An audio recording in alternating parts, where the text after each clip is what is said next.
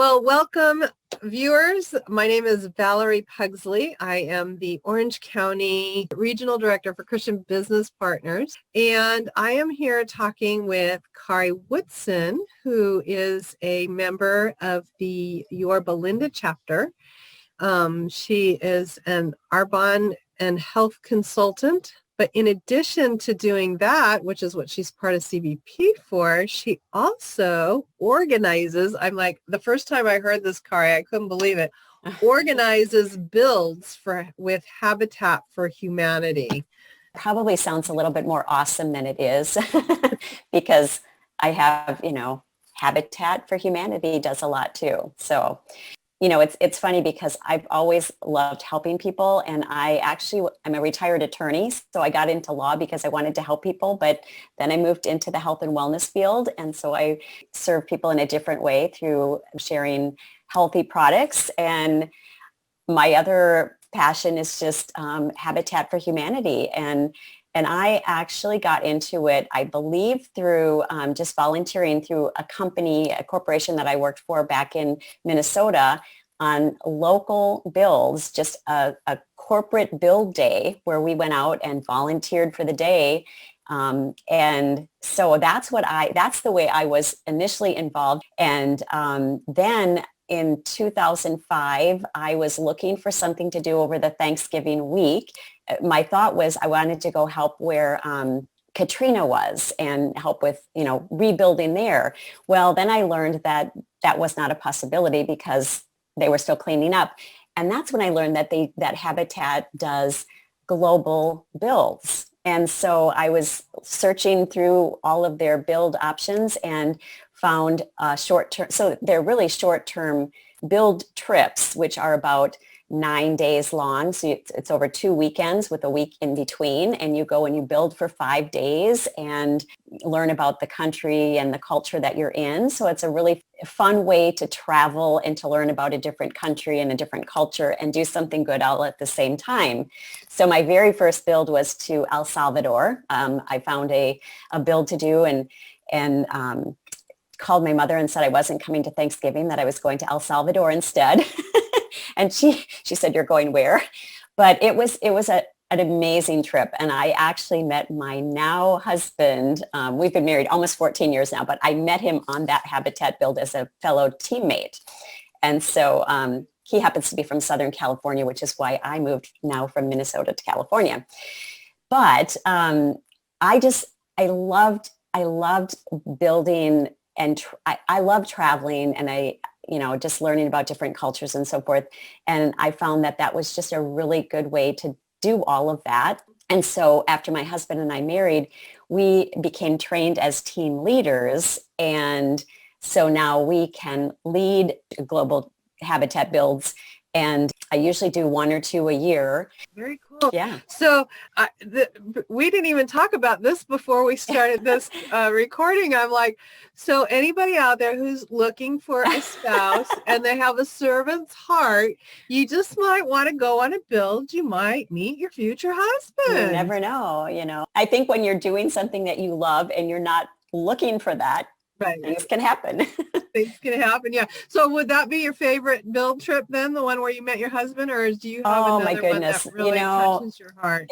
It was a really good trip. I think the most different trip and the most interesting was a trip that we took to Jordan, the country of Jordan, because it was just so different. And Habitat they don't want us to go out and proselytize, but, we can go out and be the hands and feet of Jesus and help in that way. So we were building in a Muslim country, a Muslim community.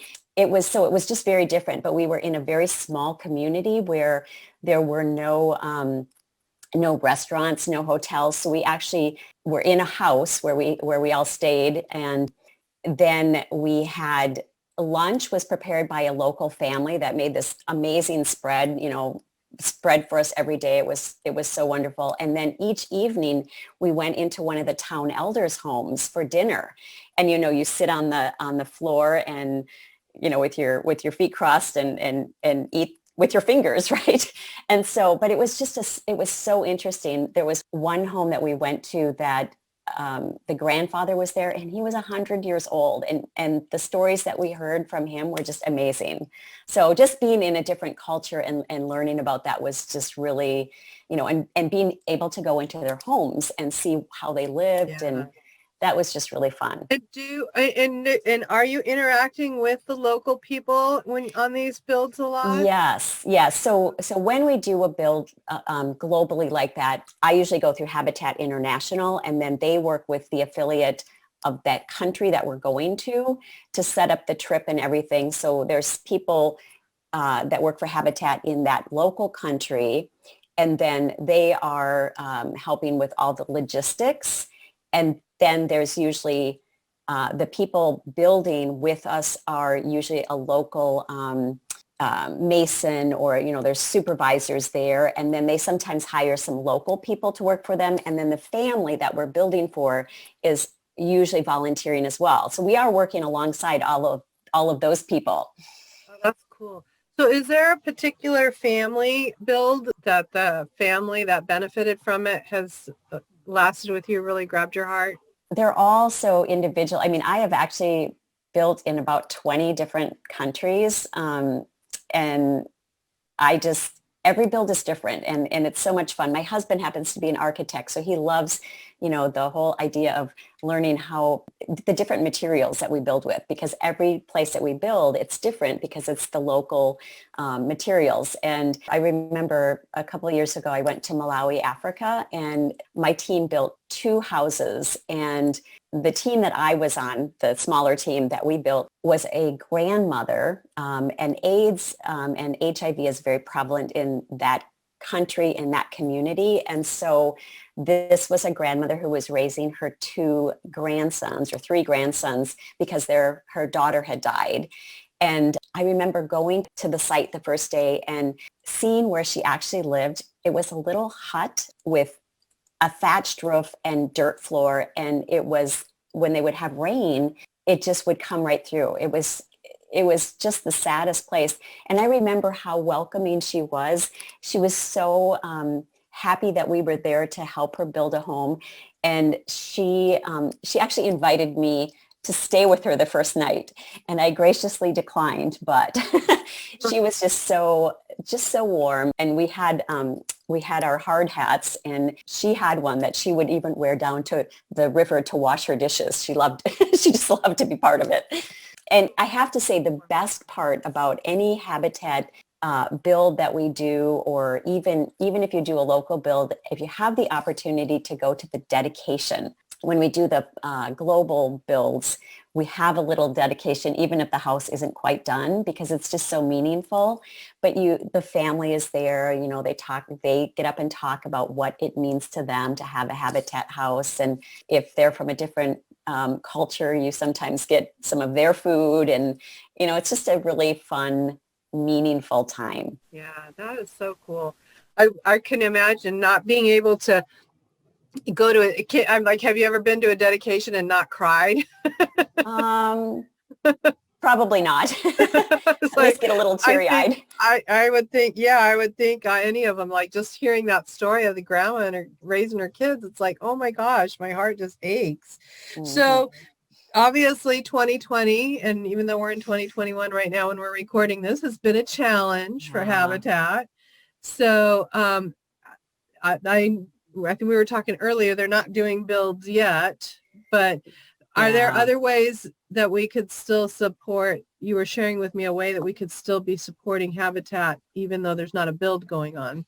Yeah, so Habitat does build locally and globally. And so I did have a couple of global build trips that were canceled last year, and hopefully global trips will start again this year. People can look and see if there is a local affiliate that they can get involved with. And oftentimes you can volunteer for just a day on a build site, but there are other ways that people can be involved with Habitat as well. So in Orange County, California here, I'm on the Women Build Committee. I'm on the Hospitality Committee. I was on the Family Selection Committee. So we help to interview and make recommendations about the families that were going to be Habitat homeowners. And with the hospitality, I don't have to go out and build for a whole 8 hours. I can just go out in the morning to help check people in and greet them and so forth. So, and I know you can volunteer in the offices sometime too, if you're good with that and you don't want to be out on the build site. That's another way to do it. And a lot of affiliates have a restore, which is a place where people can donate building materials, or maybe you're taking out your cupboards and you're putting in new cupboards and you can donate your old ones. So Habitat will sell these things in their restore, and then that money goes back into Habitat. So people can volunteer in the restore as well. So or donate, like you said, if they're doing a remodel, they can donate things that are still in good condition that can be reused. Yeah, and that really varies from affiliate to and state to state. So if you're, I know I did a build in October of 2019 in Florida, and their restore sold clothing. Now I know Orange County, California, we don't sell clothing. So I mean, it really can vary. So you really need to check the website for that affiliate and see what they take in donations. Okay. But so we'll put a link in the description for Restore, because that's such an easy way, either shop there or donate there. It's such an easy way to support such a good cause. Are you going to be organizing any more builds in the future? Well, I hope to. So globally, they have basically Habitat has suspended all volunteer build trips through the spring of this year. So they're not even thinking about build trips right now. So yes, I may, or if they allow build trips domestically in the US, and they do have these. So I know they have them to like New Mexico, Florida, the East Coast, Hawaii, I think they even build in, so I may do a domestic build, like a local week-long or 9-day trip. So I will definitely, keep you posted on that. For our CBP members who are watching this, if you want to do a build with Kari, another CBP member, you can go on the cbp316.com site, go to the Your Belinda chapter, and you can look up Kari Woodson, and I'll put a link for that down in the description too, and you can connect with her if you want to be notified when she's doing a future build. She'll reach out to you. Yeah, and my husband and I do have a dedicated email that we use for our builds, and so I can provide that as well, because then if somebody wants to just get on our list of upcoming builds, I'm happy to add them. Oh, okay, like an email list for newsletter updates. Okay, yeah, we'll definitely put that down below. So to wrap it up, Kari, why do you think Habitat for Humanity is such a good cause for people to be a part of, or why are you so passionate about this? I mean, because there's a lot of places we can donate our time and our resources. Why is this so important for you and your husband, and why do you think other people should be involved in it? Well, I think a lot of people like sort of that reward of seeing something physical that they've done. So building a house, and you may not be able to build an entire house in one build, but you've built a wall, or you've built, you've seen the progress from day 1 to day 5, right? And so I think the physical kind of manifestation of your labor is so nice to see, and know that a family will be able to move in there. And I remember this little boy in Bolivia one time that, we were building his house, and to have him go in and say, this is going to be my bedroom, like that, you're building a place where they're going to be able to, study and play and everything. It's just very rewarding for that reason. But I think there's a lot of different jobs that you can do with Habitat, a lot of different types of volunteering. So I think there's something for everyone. Very cool. So an organization that has a lot of volunteer opportunities, whether you like office admin stuff or you actually like building or architecture like your husband, and just really being able to have a lasting impact on a family's life, right? Giving them some Yeah. safe shelter is huge. It's Yeah. huge. Can I share one more story? Sure. My very first build in El Salvador, we had 14 team members and we actually worked on 7 different houses. So I was paired with another girl and we built for a man who had recently lost his wife of like 20 years, and he was just very sad and depressed, and it was just not a good time for him. But we built a house, and when my husband and I got married and we went on our honeymoon, we went back to El Salvador, and we volunteered with Habitat for just a day. So they took us to a site, let us build, but they then brought us back to that village where we had built, and my guy was home and I got to see him. He showed us the finished house and he was so happy, and it was so nice to see him enjoying the home that we had helped him build. And so it's just, to know that you can have a lasting effect on somebody when you're doing something like that is just so rewarding. Yeah, that long term, right? It's that long term effect that lasts for Hmm. so long. That's amazing. Well, thank you, Kari, so much for coming Thank on and you. talking about Habitat and your involvement in it. Again, if you're watching this, links will be below if you would like to get involved either with Habitat or if you would like to connect with Kari to be potentially on a build with her in the future. And we'll also have links for CBP, Christian Business Partners, if that's an organization you'd like to join, and see if there's a chapter in there that would be a good fit for you.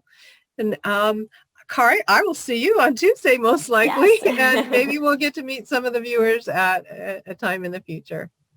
Thank you, Valerie.